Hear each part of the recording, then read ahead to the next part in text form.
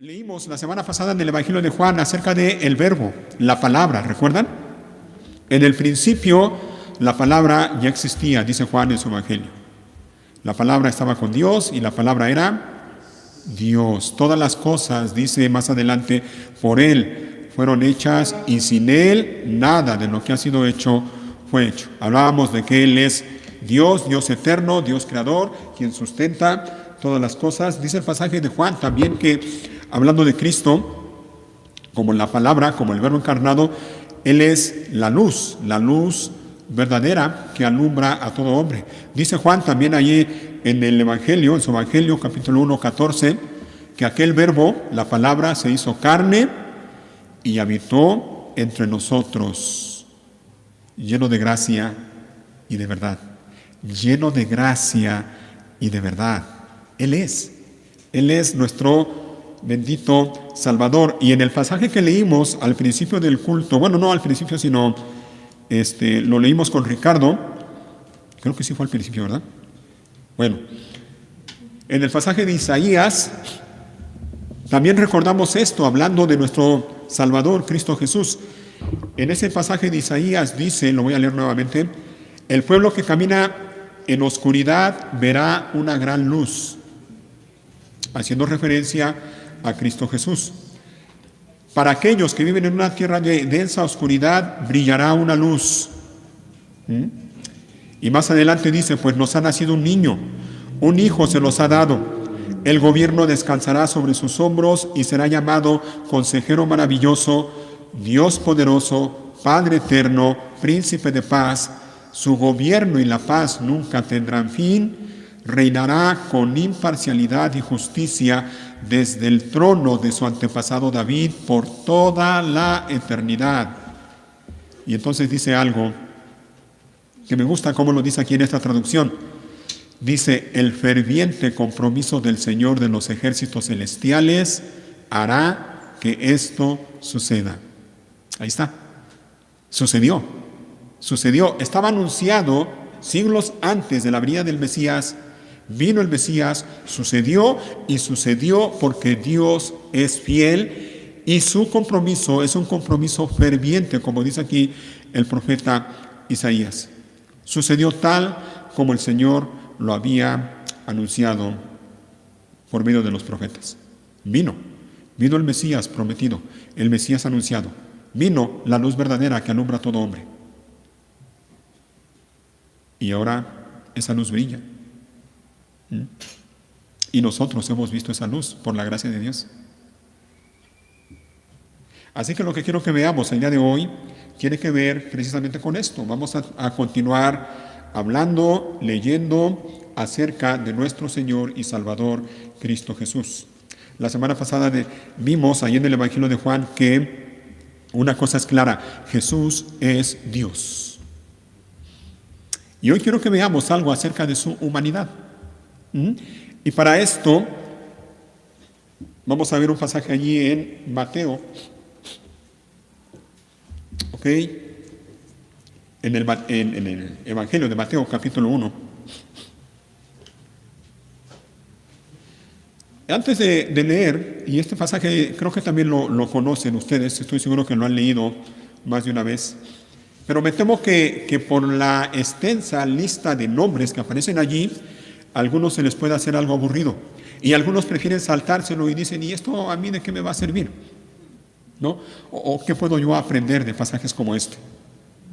Bueno, ahorita lo vamos a leer y espero que con la ayuda de Dios podamos llevarnos algunas cosas en nuestro corazón. El pasaje, la primera mitad del capítulo 1 nos presenta el registro de los antepasados de Jesús el Mesías.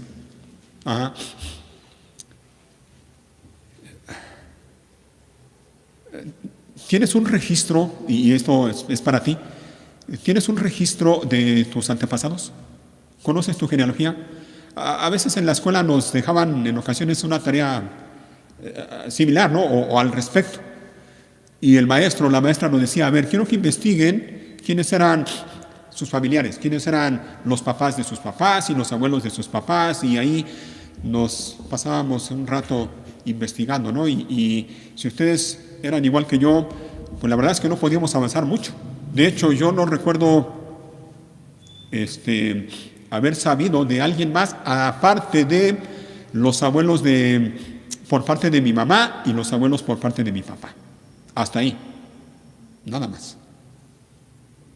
Más hacia atrás ya no sé. O sea, ¿quiénes eran mis bisabuelos? ¿Quiénes eran mis tatarabuelos? Honestamente no sé. La verdad es que no. Pero por lo menos hasta ahí, ¿no? Hasta nuestros abuelos o bisabuelos, en algunos casos, que pueden conocerse. ¿Cómo es tu familia? En tu familia hay, me imagino que mucha gente. ¿Estás orgulloso de tu familia? ¿Hay personas de las cuales a lo mejor no estás tan orgulloso? Dicen que en cada familia hay una persona que, como que la oveja negra, ¿no? De la familia, dicen. En cada familia hay una. ¿Hay familiares en tu familia de los cuales no estás así muy orgulloso? Bueno, en el registro de los antepasados de Jesús el Mesías aparecen muchos nombres. Hay de todo, de todo. Y vamos a ver algunas cosas allí. Dice entonces el pasaje en Mateo capítulo 1 y versículo 1. El siguiente es un registro de los antepasados de Jesús el Mesías, descendiente de David y de Abraham. Abraham fue el padre de Isaac, Isaac fue el padre de Jacob, Jacob fue el padre de Judá y de sus hermanos. Judá fue el padre de Fares y de Sera, la madre fue Tamar. Fares fue el padre de Esrón, Esrón fue el padre de Ram, Ram fue el padre de Aminadab, Aminadab fue el padre de Naasón, Naasón fue el padre de Salmón, Salmón fue el padre de Boz, su madre se llamaba Rahab, perdón. Boz fue el padre de Obed, su madre fue Ruth. Obed fue el padre de Isaí, Isaí fue el padre del rey David, David fue el padre de Salomón, su madre fue Betsabé, la viuda de Urías. Salomón fue el padre de Roboam, Roboam fue el padre de Abías, Abías fue el padre de Asa, Asa fue el padre de Josafat, Josafat fue el padre de Joram, Joram fue el padre de Usías, Usías fue el padre de Jotam, Jotam fue el padre de Acaz, Acaz fue el padre de Ezequías, Ezequías fue el padre de Manasés, Manasés fue el padre de Amón, Amón fue el padre de Josías, Josías fue el padre de Joaquín y de sus hermanos, quienes nacieron en el tiempo del destierro a Babilonia. Luego del destierro a Babilonia, Joaquín fue el padre de Salatiel, Salatiel fue el padre de Zorobabel, Zorobabel fue el padre de Abiud, Abiud fue el padre de Eliaquim, Eliaquim fue el padre de Azor, Azor fue el padre de Sadoc, Sadoc fue el padre de Aquim, Aquim fue el padre de Eliud, Eliud fue el padre de Eleazar, Eleazar fue el padre de Matán, Matán fue el padre de Jacob, Jacob fue el padre de José, esposo de María, María dio a luz a Jesús, quien es llamado el Mesías. Todos los que aparecen en la lista abarcan 14 generaciones desde Abraham hasta David, 14 desde David hasta el destierro a Babilonia y 14 desde el destierro a Babilonia hasta el Mesías. Hasta ahí nada más. Dicen algunos comentaristas que esta no es un registro preciso, exhaustivo, más bien es la palabra de los antepasados del Mesías. El autor se brinca algunos de entre un nombre y a otro, algunos que no son tan sobresalientes.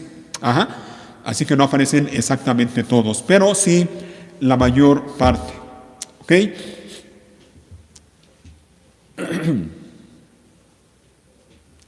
Así es que nada más unos datos breves antes de continuar. Mateo, el escritor del evangelio que hemos leído, bueno, del pasaje que hemos leído, Mateo escribió este libro. Bueno, vamos a esperar tantito porque veo que sí se distraen algunos cuando llegan otros y prefiero que estemos atentos todos. No se preocupen. Ahora sí. Decía, Mateo, el autor, escribió este libro particularmente para judíos que habían abrazado la fe cristiana, la fe en Cristo Jesús. Judíos cristianos, podemos decir. Pero no únicamente para ellos. También Mateo escribió teniendo en mente a personas no judías, es decir, gentiles.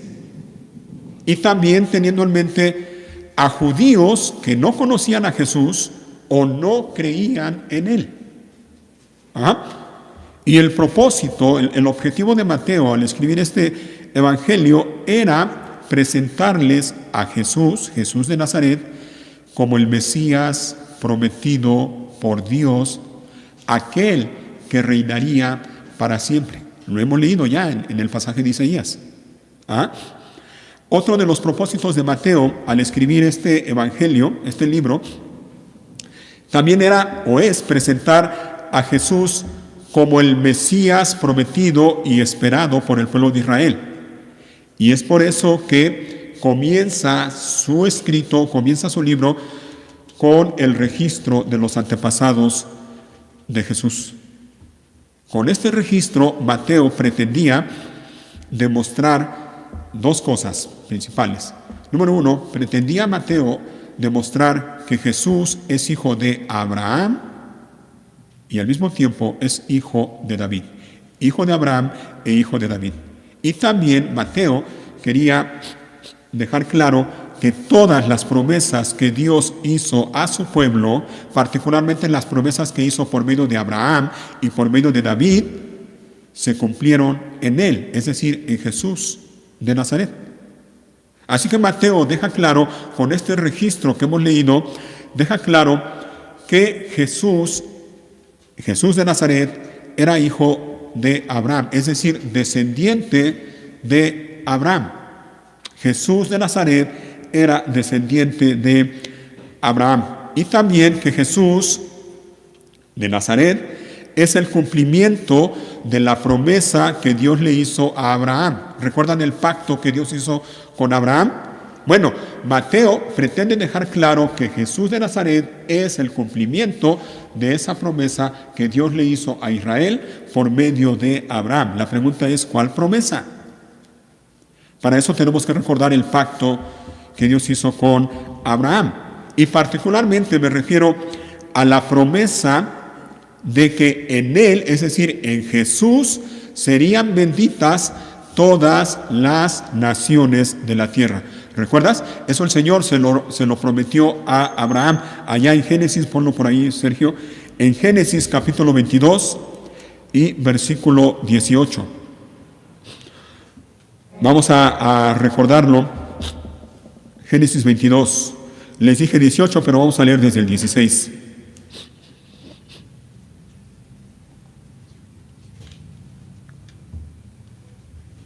Dice así, el Señor dice, ya que me has obedecido y no me has negado ni siquiera a tu hijo, ¿recuerdan lo que sucedió con Abraham y su hijo Isaac? Cuando Dios le dijo, entrégame a tu hijo. Bueno, Abraham obedeció.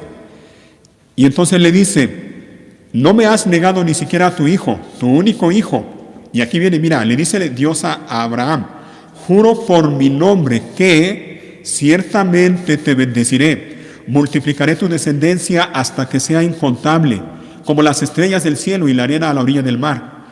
Tus descendientes conquistarán las ciudades de sus enemigos. Y entonces viene el 18, y aquí viene la promesa en particular, la promesa como tal.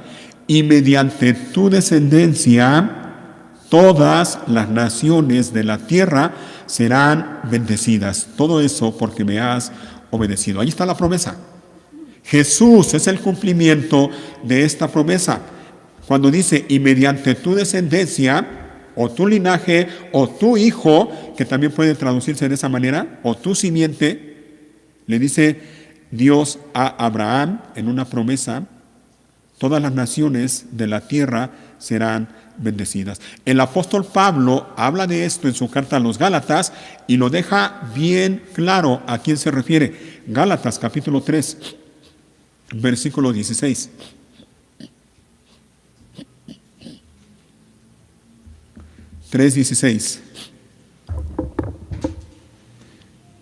Estas son palabras del apóstol Pablo.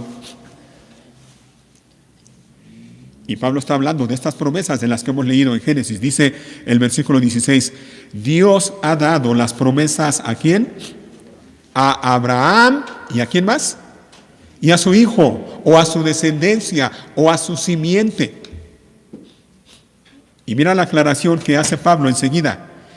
Y noten que la Escritura no dice a sus hijos, como si significara muchos descendientes. Más bien dice a su hijo. Y eso sin duda se refiere a Cristo. Así que el propósito de Mateo, al empezar su escrito con el registro de los antepasados de Jesús, era demostrar que en Jesús de Nazaret se había cumplido la promesa que Dios le hizo a Abraham. En él serían benditas todas las naciones de la tierra. Pero Mateo también quiere dejar claro que Jesús, aparte de que es descendiente de Abraham, que es hijo de Abraham, también es hijo de David. Es decir, Jesús también es descendiente directo del rey David.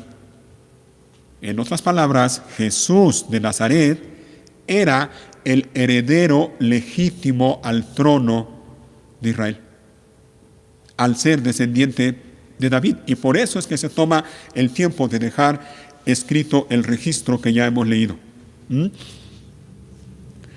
Miren, aunque José, el esposo de María, no fue el padre biológico de Jesús, eso lo sabemos, sí fue legalmente su padre. Y eso le transmite a Jesús de Nazaret el derecho legal al trono de David. ¿Me explico? Como cuando alguien adopta un hijo. Biológicamente no es el padre o la madre, pero legalmente sí es su padre. Y como legalmente es su padre, tiene todos los derechos de un hijo, legalmente. En el caso de Jesús es así. José no era el padre biológico, pero legalmente era el padre de Jesús. Y entonces, legalmente, Jesús era heredero al trono de David.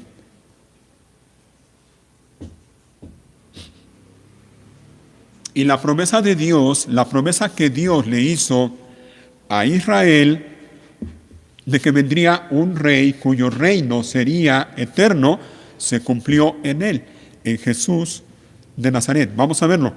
Y entonces es otro pacto que Dios hizo con otro hombre, el pacto que hizo con David. En el segundo libro de Samuel, segundo de Samuel, capítulo 7, versículo 11. Segundo de Samuel, capítulo 7, versículo 11, la segunda parte del versículo 11. Le dice el Señor a David, y esto se lo dice por medio del profeta Natán. Le dice, además, el Señor declara que construirá una casa para ti, una dinastía de reyes. Imagínate. 16, vamos a brincarnos al versículo 16. Le dice más, tu casa y tu reino continuarán para siempre delante de mí. Y aquí viene, miren, la promesa, y tu trono estará seguro para siempre. Para siempre. A esto se le conoce como el pacto davídico. El pacto que Dios hizo con David.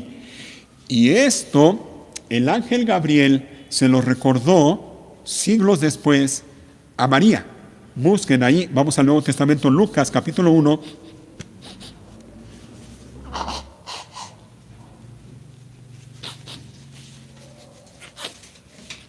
Lucas capítulo 1 y versículo 30.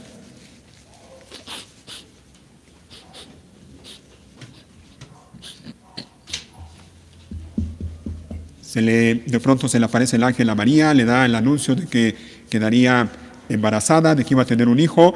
Le dice en el versículo 30, no tengas miedo, María, porque has hallado el favor de Dios. 31, concebirás y darás a luz un hijo y le pondrás por nombre Jesús.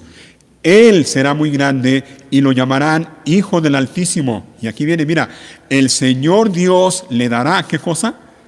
El trono de su antepasado David, y reinará sobre Israel para siempre. Su reino no tendrá fin. ¿Te fijas? Todo esto se cumplió debido, como lo leímos desde hace un rato en Isaías, debido al ferviente compromiso del Señor. El Señor es fiel. Él es fiel. Y Él cumple sus promesas, cumple lo que promete. Así que Mateo, el autor, presenta a Jesús, Jesús de Nazaret, lo presenta como Jesucristo. No solo como Jesús, sino como Jesucristo, es decir, Jesús el Cristo o Jesús el Mesías prometido y enviado por Dios. El Mesías que vino al mundo en cumplimiento de las promesas del pacto que Dios hizo con Abraham y del pacto que Dios hizo con David. El Mesías en quien serían benditas todas las familias de la tierra. Así que mira, este registro de los antepasados de Jesús que ya hemos leído nos recuerda y nos muestra algo que hemos leído y hemos visto más de una vez aquí en este lugar, y es esto: nos recuerda la fidelidad de Dios. Dios es fiel y verdadero. Él es fiel y verdadero, y óyelo bien, Él siempre cumple lo que promete. Y si algo nos enseña este registro, es precisamente esto: la fidelidad de Dios y el cumplimiento de las promesas de Dios a pesar del paso del tiempo. Y a pesar de la gente, como lo vamos a ver enseguida. Este registro de los antepasados de Jesús también nos recuerda no solo la fidelidad de Dios, sino también la gracia de Dios. Y a mí en lo particular me gusta meditar en estas cosas, en la fidelidad y en la gracia de Dios. Como lo comenté al principio, en el registro que ya hemos leído aparecen muchos nombres. Muchos. No me di el tiempo de contarlos, pero por lo menos han de ser unos 40. Muchos nombres. La gran mayoría de esos nombres que aparecen allí son nombres de varones, de hombres. Pero no aparecen únicamente nombres de varones. Aparecen también allí algunos nombres de algunas mujeres. 5 en total, contando a María, la madre de Jesús. Aparece el nombre de Tamar, de Rahab, de Ruth y de Betsabé. Historias o mujeres cuyas historias las conocemos y están registradas allí en la Biblia. El primero que se menciona entonces es el nombre de Tamar en el versículo 3. Y si quieren leer la historia de Tamar, la pueden leer después en el libro de Génesis, capítulo 38. Ahí está la historia de Tamar. Tamar, esta mujer, fue nuera de Judá. Judá fue uno de los 12 hijos de Jacob. Y obviamente Judá era el patriarca de la tribu de Judá. De ahí el nombre. Entonces Tamar fue nuera de Judá. Ella se casó con el hijo mayor de Judá. Pero dice la historia, allí en Génesis 38, que ese hombre, el hijo de Judá, esposo de Tamar, era un hombre malo, hacía cosas malas, al punto de que dice la Biblia textualmente que Dios le quitó la vida. O sea, era una mala persona y Dios lo mató, le quitó la vida. Ante la muerte de ese hombre, Tamar se quedó viuda. Y en la costumbre de aquellos tiempos, una mujer que quedaba viuda y sin hijos era una deshonra. Y la ley de Moisés decía que si el esposo de una mujer moría, entonces el hermano del esposo, si los tenía, debía casarse con la mujer, unirse a ella para que tuviera descendencia y le diera descendencia al hermano que murió. Y eso fue lo que hizo Tamar. Se casó con otro hijo de Judá. Pero a ese hijo, al segundo esposo de Tamar, no le gustaba la idea de que él tuviera que darle hijos a su hermano o darle descendencia a su hermano.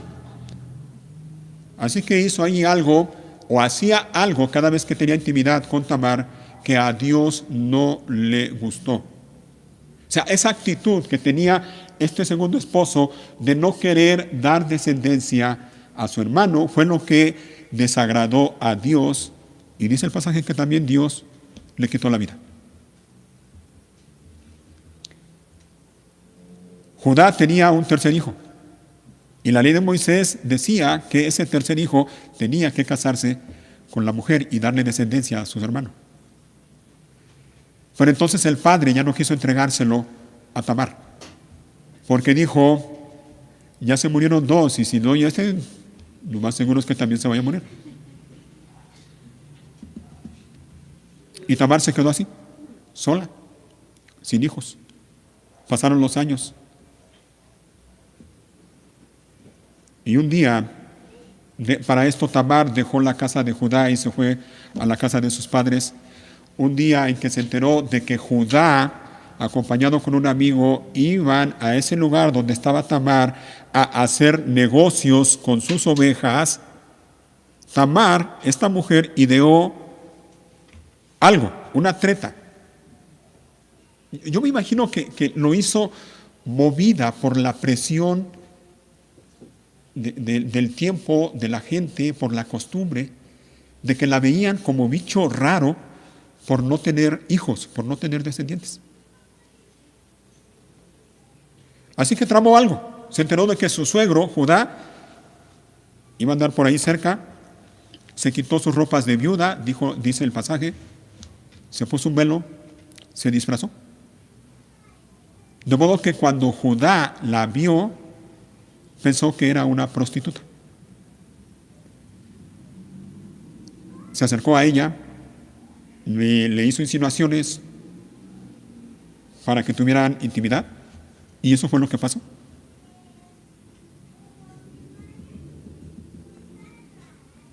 Y Tamar le dijo entonces a su suegro que le dejara 2 prendas, porque para esto Judá le había dicho o prometido que le iba a dar un cabrito como pago.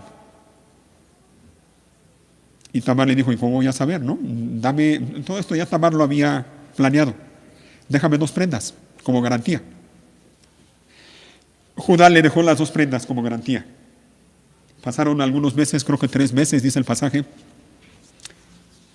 Y eso es algo que no se puede ocultar. Tamar estaba embarazada. Como resultado de esta relación o esta intimidad que tuvo con Judá, con su suegro. Cuando Judá se enteró de que Tamar estaba embarazada, lo primero que dijo, hay que matarla. Porque era una deshonra, ¿no? Que una mujer sola estuviera embarazada.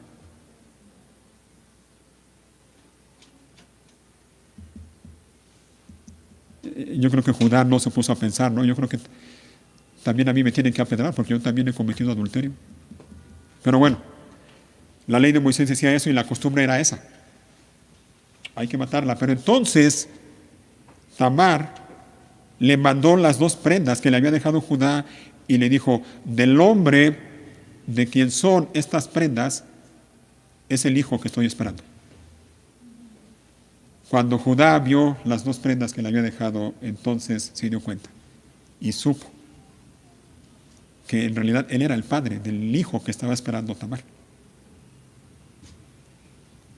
Y bueno, ya entonces Judá dijo, no la maten, ella en realidad no ha hecho mal, ella ha hecho lo que hizo por una buena causa. Y en realidad Judá reconoció, yo soy el que hizo mal, porque no le quise dar a mi tercer hijo. Y bueno, Tamar entonces quedó embarazada. De hecho fueron 2 hijos, Fares y Zera, se mencionan también aquí en el registro que hemos leído.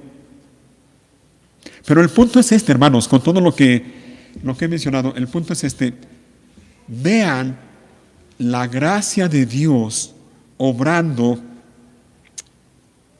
y también la fidelidad de Dios para que sus promesas se cumplieran, pero sobre todo la gracia de Dios en personas como Judá y en personas como Tamar.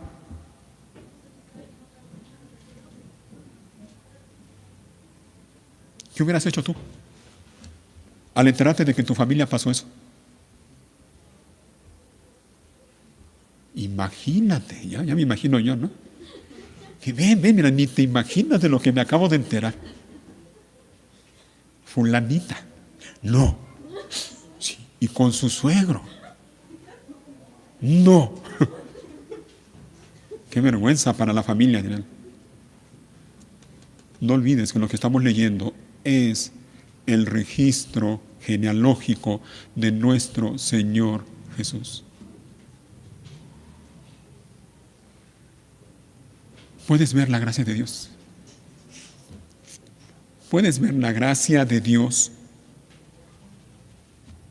en una mujer que es capaz de hacer esto?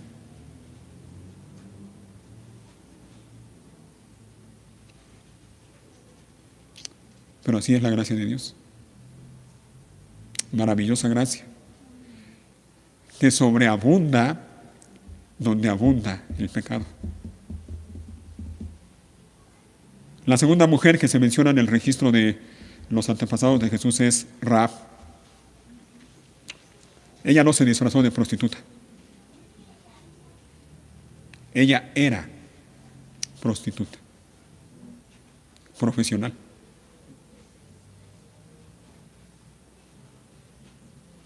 No era judía, era de Jericó.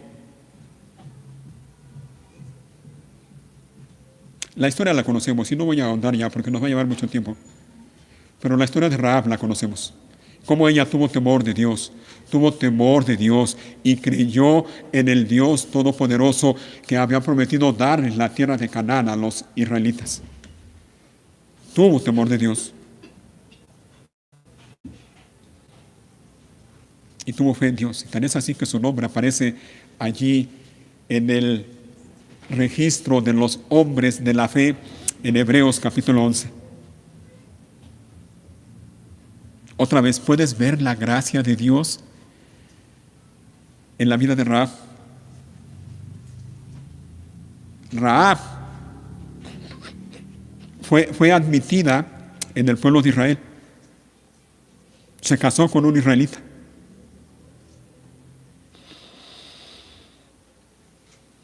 Y resulta que Rahab fue la madre de Booz.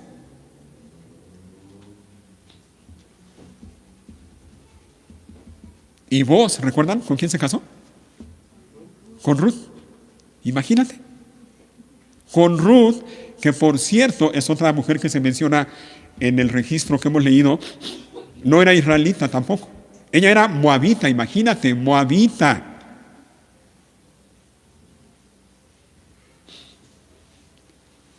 Yo no sé ustedes, pero yo no veo aquí más que gracia, gracia, gracia. Ay, si fuéramos nosotros, ¿qué haríamos? ¿Qué haríamos? Una mujer de esa reputación en la familia, no, Dios me libre. A veces me temo que algunos de nosotros o muchos pudiéramos pensar, no, ni lo imagines, ni lo menciones. Mujeres como esa no tienen perdón de Dios.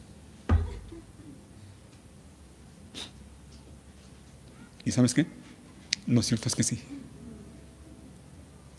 Lo cierto es que sí.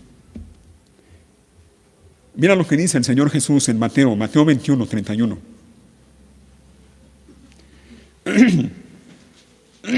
Mateo capítulo 21, versículo 31. 31b, la segunda parte del versículo 31. Hablando Jesús, dice él a la multitud, o a las personas que lo estaban oyendo, les digo la verdad, oigan, los corruptos cobradores de impuestos y ¿quiénes más? ¿Qué va a pasar con ellos?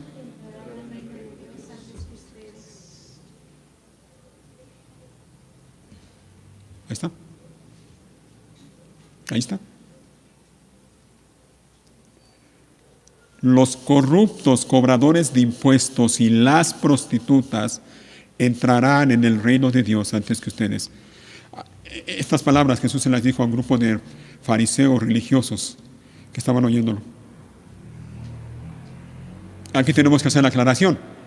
Entrarán en el reino de Dios si se arrepienten. Si tienen la fe como mujeres como Rahab o Ruth. ¿Recuerdan las palabras que Ruth le dijo a su suegra? Cuando Noemí le decía, regresen a su casa, hagan su vida, cásense. ¿Recuerdan las palabras de Ruth que le dijo a su suegra? No me pidas que te deje ni que te abandone. A donde quiera que tú vayas iré yo. Tu pueblo será mi pueblo y tu Dios será mi Dios.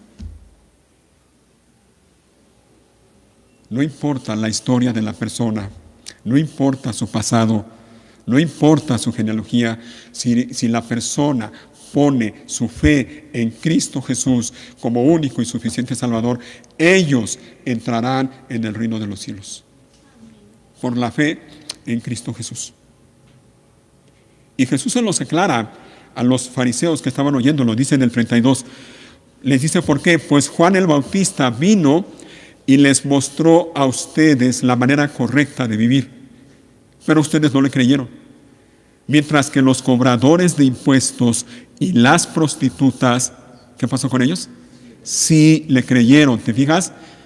Los que creen el mensaje del Evangelio, ellos son los que van a entrar en el reino del cielo. No importa que hayan sido personas de lo peor, no importa que hayan sido mujeres de lo peor, si han puesto su confianza en Cristo Jesús, tienen un lugar en el reino de los cielos. Eso es gracia, hermanos. Eso es por la pura, maravillosa gracia de Dios.